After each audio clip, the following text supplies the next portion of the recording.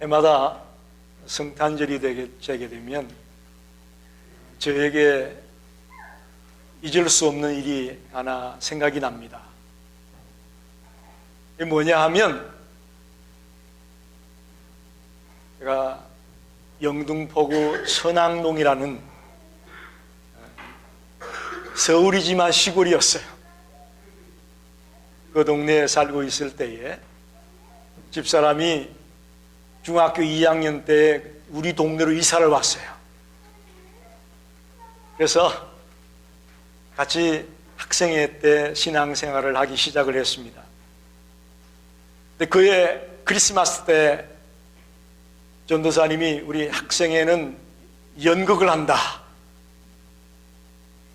그러면서 배역을 맡겼어요. 저는 요셉, 집사람은 마리아.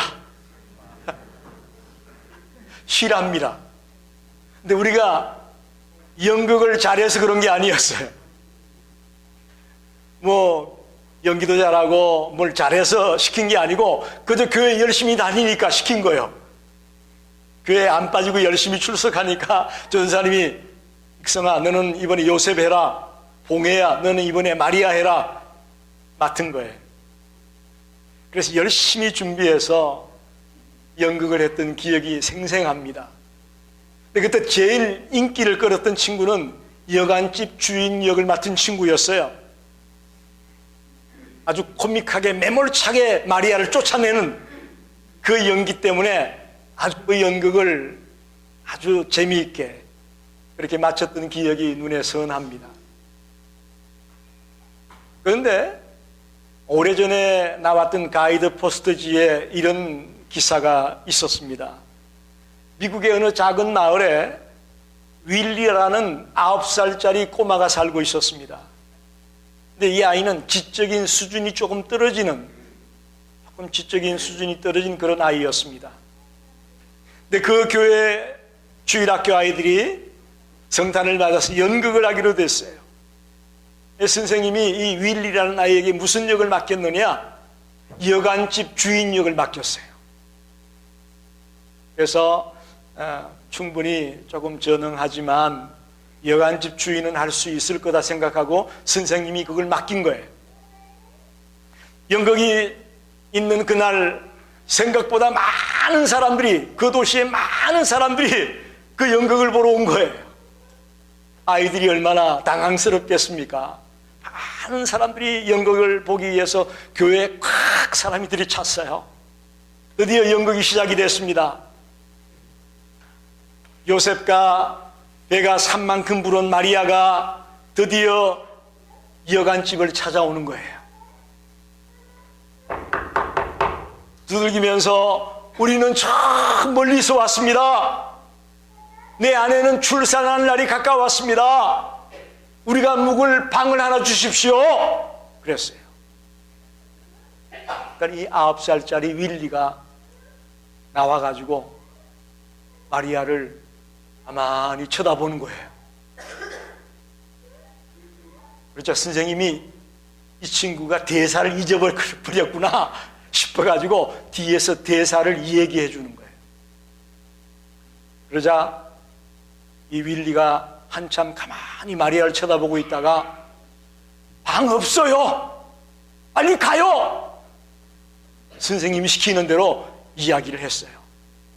그리고 그 다음 장면은 뭐냐? 문을 깡 닫고 들어가야 되는 거예요. 대본대로라면 문을 깡 닫고 들어가야 되는 게 그 윌리라는 친구가 해야 될 일이에요. 그런데 웬일인지 안 들어가는 거예요.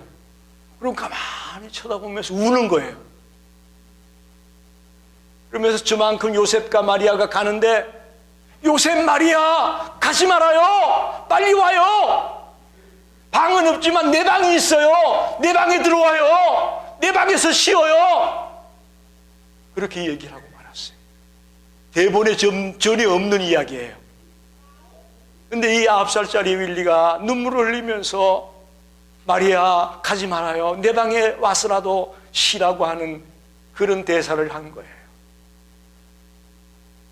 그 연극에 모였던 많은 성도들이 눈물바다가 되고 말았습니다. 비록 대번도로 진행된 연극은 아니었지만 모든 성도들의 마음에 눈물을 흘리게 만드는 그런 감동스러운 연극을 했다는 기사입니다. 여러분, 만약에 예수님이 높은 영광의 모습으로 이 땅에 왔다면 예수님이 왔을 때에 서로 모시려고 했겠죠.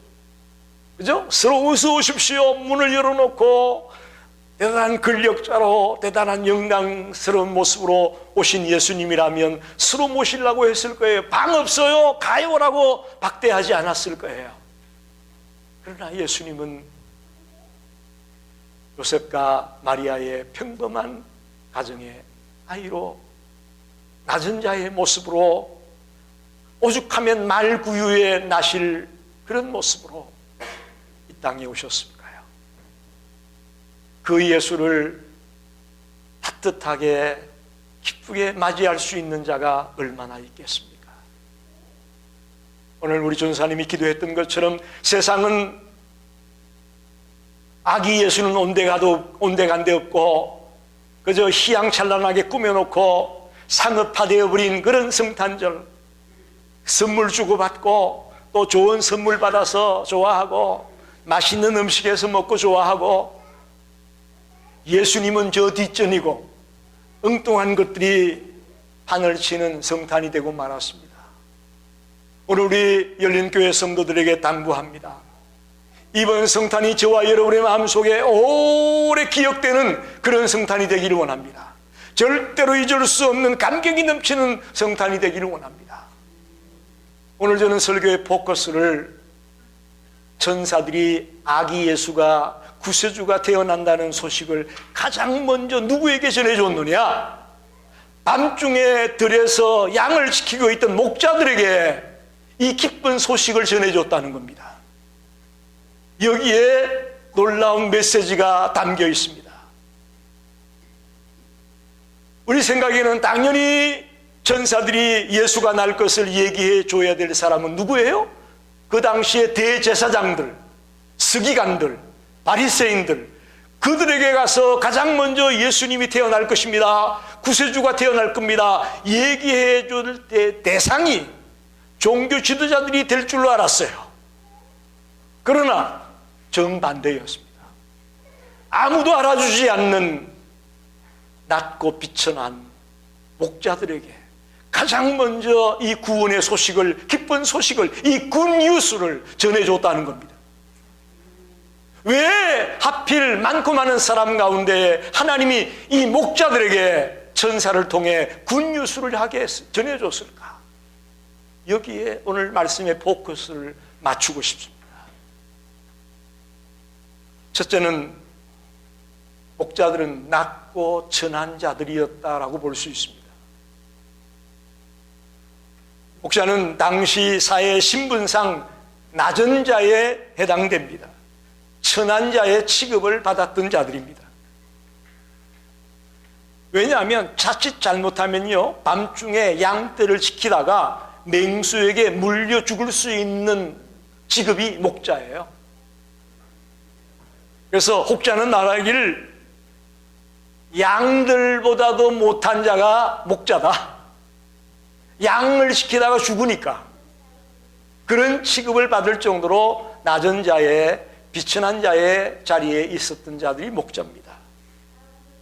그런데 놀랍게도 하나님은 아무도 알아주지 않고 모두 무시하는 그런 낮은 자, 그런 비천한 자, 그런 목자들에게 이 구원의 소식을, 이 구세주가 오신다는 이 굿뉴스를 가장 먼저 들려주었다는 사실입니다.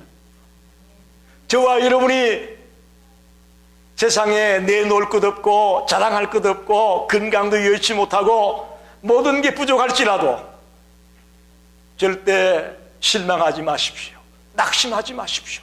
좌절하지 마십시오. 주님은 우리 같은 낮은 자들에게, 우리같이 아무것도 자랑할 것 없는 우리들에게 관심을 기울이고 우리에게 가장 먼저 이 구원의 소식을 들려주심을 믿습니다. 용기를 내십시오. 우리는 때때로 신세 한탄한다 그러죠. 나 같은 게 뭘 하겠어? 자기를 비하합니다. 자기를 학대합니다. 자기를 포기합니다. 아닙니다. 절대로 그러지 마십시오.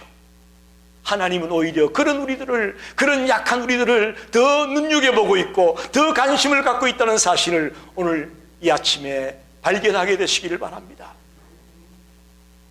고린도전서 1장 26절에 보면 형제들아 나는 지혜 없는 자들을 찾고 있다. 능치 못한 자를 찾고 있다. 또 문벌이 좋지 못한 자를 찾고 있다. 그렇게 말합니다. 우리처럼 약하고 지혜롭지 못하고 능력도 없고 문벌도 없는 이런 자를 택해서 강한 자를 부끄럽게 하고 능력 있는 자를 부끄럽게 하고 지혜 있는 자들을 부끄럽게 하려고 우리를 먼저 불렀다고 고린도전서에 기록하고 있습니다. 여러분, 왜 허구 많은 사람 가운데 목자들에게 천하디천한 목자들에게 이 소식을 전해주었을까? 주님은 낮은 자들을 먼저 생각하고 그들에게 가까이 다가가시는 주님임을 오늘 말씀을 통해 발견하시기를 바랍니다. 두 번째는 성실한 자들을 주님은 찾으십니다. 밤중에 모든 사람이 잠들어 있는 그 시간에 이 목자들은 깨어서 양들을 지키는 일하는 현장에 있었습니다. 잠도 자지 못하고 추위와 싸우면서 자기의 양떼들을 지키는 현재 진행형입니다. 일을 쉬고 있는 시간이 아니고 일하고 있는 자들이었습니다. 맡겨진 일에 최선을 다하고 충성을 다하는 자들이었습니다. 주님은 그런 자를 찾고 있습니다. 우리에게 뭔가 주님이 맡겨준 일이 있을 겁니다. 여러분, 절대 큰 일, 작은 일이라고 구분하지 마십시오. 다 소중한 일입니다. 우리에게 어떤 일을 맡겨준 일이 있을 거예요. 그 일에 최선을 다하고 충성을 다할 때에 이 구원의 소식을 가장 먼저 들려줄 것을 믿습니다. 여러분, 다윗 아시죠? 이새의 아들 다윗은 언제 사무엘에게 기름을 부음을 받냐 하면요, 형들은 사무엘이 온다, 벌써 소문이 쫙 퍼졌잖아요. 사무엘이 기름 부으러 온다, 소문이 쫙 퍼졌는데 형들은 다 거기 가서 혹시 내가 부름을 받을까 싶어가지고 기대하고 있는데 다윗은 들에서 아버지의 양떼를 지키는 일을 하고 있었어요. 사무엘이 첫째, 둘째, 셋째 지나갈 때마다 하나님은 노라고 사인을 보냅니다. 그리고는 말째 아들 다윗이 아직 오지 않았다고 하니까 빨리 가서 다윗을 데려오라고 하잖아요. 그리고는 들에서 일하던 그 다윗이 왔을 때에 그에게 하나님이 기름을 부으라는 사인을 보내고 다윗을 기름 부어 왕으로 세우죠. 기드온이란 사사가 언제 사사로 부름을 받느냐? 잠자다가 부름 받지 않아요. 밀을 타작하고 있다가 하나님의 일꾼으로 부름을 받습니다. 모세가 언제 이스라엘 백성의 지도자로 부름 받습니까? 80세의 나이에 장이 이드로의 집에 양떼를 돌보고 있다가 하나님이 모세를 들었습니다. 예수님의 제자들이 그냥 제자가 되지 않습니다. 특별히 예수님의 제자들 가운데는 어부들이 많았는데 그들은 고기 잡다가 일하다가 예수님의 부름을 받습니다. 여러분, 성실하게 맡겨진 일에 최선을 다하는 자들을 주님은 눈여겨보고 있습니다. 그런 자들을 부르십니다. 그런 자에게 구원의 소식을, 이 기쁨의 소식을 전해주는 겁니다. 저와 여러분이 삶의 현장에서 성실한 삶을 살기 원합니다. 최선을 다해 열심히 살아가는 자들이 되기를 원합니다. 그럴 때 그것 보고 하나님이 우리를 쓰시는 거예요. 지극히 작은 일에 충성된 자는 큰 일에도 충성되라고 말씀합니다. 그러나 지극히 작은 일에 불의한 사람들은 큰 일에도 불의할 수밖에 없다고 말합니다. 저와 여러분이 작은 일에도 최선을 다하고 충성을 다할 때 주님이 굿뉴스를 우리에게 가장 먼저 들려줄 것을 믿습니다. 세 번째는 이 목자들은요, 정직한 자였다고 말할 수 있습니다. 정직한 자. 우리가 생각하기엔 이 목자들이 자기들의 양떼를 돌본 것처럼 오해하기 쉬운데 실제 그렇지 않아요. 베들레헴 땅의 부자들의 양떼를 대신 지켜주는 목자예요. 여러분, 전혀 어감이 다르잖아요. 내 양떼들을 돌보는 게 아니고 주인이 베들레헴의 갑부들이 주인인데 그들의 양을 지켜주는 자예요. 그러니 주인이 밤중에 나와 보겠습니까? 감독자도 없어요. 보는 사람도 없어요. 적당히 그냥 양이야 죽든 말든 잠잘 수도 있고, 추우니까 불 피워놓고 놀고 있을 수도 있고 그렇잖아요. 그래도 불구하고 이 목자들은 성실하게 정직하게 주인의 양떼들을 돌보고 있는 그런 목자였다는 사실입니다. 주님은 우리가 정직한 삶을 살기를 원합니다. 신실한 삶을 살기 원합니다. 남이 볼 땐 잘하는 것 같고 안 볼 때는 대충 하고 그런 이중적인 삶을 사는 것을 주님은 원치 않습니다. 우리 그리스도인들은 어디에 내놓더라도 부끄럼 나가지 않는 진실한 삶을 살 수 있기를 바랍니다. 제가 말하는 우리 시카고 열린교회 성도들은요, 저는 그렇게 생각합니다. 집에 있든지 교회에 있든지 직장에 있든지 사업장에 있든지 친구들을 만나든지 어디 있든지 간에 동일한 모습으로 사랑하는 성도들이 되길 간절히 원합니다. 그럴 때에 가장 먼저 굿뉴스를 듣게 된다는 거예요. 이게 축복이에요. 남들보다 가장 먼저 내가 이 굿뉴스를 들을 수 있다는 것이 바로 축복이고 은혜임을 꼭 기억하시기를 바랍니다. 마지막으로 한 가지 더 말씀드린다면 이 목자들은 순종하는 자들이었어요. 여러분 보세요. 천사들이 나서 뭐라고 얘기합니까? 저 베들레헴에 너희를 위한 구주가 났다. 베들레헴은 도시가 아니에요. 시골이에요. 시골 동네에 구세주가 태어난다. 가당치도 않는 얘기예요. 저 도심지 예루살렘에 빚가번쩍한 집에 구세주가 난다. 그러면 믿을만 할지 모르겠지만 저 베들레헴에 말구유에서 구세주가 난다. 믿기지 않는 얘기예요. 놀라운 것은 이 목자들은 그 천사들의 말을 듣자마자 달려갔다는 사실이에요. 즉각적으로 그 베들레헴의 말구유로 달려가서 아기 예수를 경배하는 것을 보게 됩니다. 할렐루야. 이 순종이에요. 여러분, 대제사장들, 서기관들 베들레헴에서 예수가 나는 거 알았습니까? 몰랐습니까? 알았어요. 알고 있었다고요. 그럼에도 불구하고 그들은 소동만 일으키고 문제만 일으켰지 정작 아기 예수께 가서 경배하지 않았어요. 알기는 똑부러지게 알고 누구보다 많이 알고 있었지만 실제 순종하는 자들은 그들이 아니라 목자들이었다는 사실이에요. 저와 여러분이 주님께 순종할 때에 가장 먼저 우리에게 주님은 굿뉴스를 알려주실 겁니다. 굿뉴스를 알려주실 거예요. 그럼 도대체 그 굿뉴스가 뭐냐? 우리 목사님 자꾸 굿뉴스라고 그러는 게 뭐냐? 오늘 11절에 보니까 오늘 다윗의 동네에 너희를 위하여 구주가 나셨으니 곧 그리스도 주시니라, 그런 말씀이 있어요. 다윗의 동네가 어디예요? 베들레헴을 말하는 거예요. 왜 베들레헴인데 다윗의 동네냐? 사무엘상 16장 1절에 보면 다윗의 고향이 베들레헴이에요.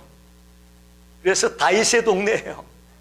베들레헴에서 너희를 위하여 구주가 났다, 구세주가 났다라는 거예요. 구세주가 죄로 말미암아 죽어 마땅한 우리들을 살리기 위해서 오시는 분이라는 거예요. 구세주라는 거예요. 그리스도다. 그리스도는 뭐라 그랬죠? 기름 부음을 받은 자, 그런 뜻이에요. 기름 부음을 받은 자. 이미 구약에서 약속되었던 그 기름 부음 받을 자가 나셨다. 구약성경에 보면 누구를 세울 때 기름을 붓죠? 세 가지 직분을 받게 될 때는 꼭 기름을 붓죠. 왕, 제사장, 선지자, 이들을 세울 때 기름을 붓고 그 직분을 맡깁니다. 그리스도라는 것은 기름 부음 받은 자인데 주님의 말씀대로 왕이요 제사장이요 선지자의 직분을 감당하기에 이 땅에 온 메시아다, 그런 뜻이에요. 그리스도다, 주님이다. 주님이라는 말은 우리의 삶의 주인이 되신다, 그런 말이에요. 우리 한 사람 한 사람의 삶의 주인이 주님이다, 그런 고백입니다. 얼마나 기쁜 소식입니까? 죄로 말미암아 죽어가는 나를 살리기 위해 오신 분이 그리스도입니다. 예수입니다. 왕으로, 제사장으로, 선지자로 하나님의 약속을 이루어 메시아가 되려고 오신 그분이 그리스도입니다. 여러분과 저의 인생의 주인이 바로 예수님입니다. 그래서 우리는 이 성탄주의를 기뻐하는 겁니다. 그래서 우리는 메리 크리스마스라고 외치는 거예요. 그래서 좋은 선물 받아서 휴가 많이 받게 돼서 휴가를 길게 가져서 뭐 맛있는 음식을 잔뜩 먹어서 그래서 메리 크리스마스가 아니고요. 우리를 구원하실 자, 그분이 나신 날이기에 우리는 기뻐하는 겁니다. 말씀을 정리합니다. 여러분, 이 놀라운 소식을 전사들이 대제사장이나 스기관이나 그 당시에 율법주의자였던 바리새인들에게 얘기하지 아니하고 천하디천한 목자들에게 가장 먼저 이야기했습니다. 왜 그렇다고요? 낮은 자들이었기 때문에 그렇습니다. 주님은 낮은 자들, 소외된 자들에게 관심이 있습니다. 우리 열린교회 성도들이 이번 성탄을 맞아서 낮은 자들에게, 소외된 자들에게, 어려운 이웃들에게 관심을 기울이는 자가 되시기를 바랍니다. 그게 성탄을 맞이하는 우리 크리스찬의 모습이에요. 또한 성실한 자들이었습니다. 그저 적당히 하루하루를 놀고 지내는 그런 삶이 아닙니다. 어떤 일이 되었든 맡겨진 일에 최선을 다하는 삶을 사랑하는 자들에게 주님은 굿뉴스를 전해줍니다. 또 정직했습니다. 누가 보든 보지 않든 하나님이 나를 보고 있다는 그런 마음으로 정직하게 살아가는 자에게 굿뉴스가 먼저 전해집니다. 또한 말씀을 들었을 때에 적극적으로 순종할 수 있는 자에게 주님은 굿뉴스를 전해줍니다. 우리가 이 지구상에 70억이 넘는 많은 사람 가운데 이렇게 먼저 부름을 받아 하나님의 자녀가 되었습니다. 이것은 우리들에게 하라고 하는 사명이 있음을 믿습니다. 할 일이 있기 때문에 우리를 먼저 부른 거예요. 우리는 순종해야 됩니다. 주님이 나에게 맡겨준 그 일에 순종하며 달려가는 성도들이 되시기를 간절히 축원합니다. 기도하겠습니다.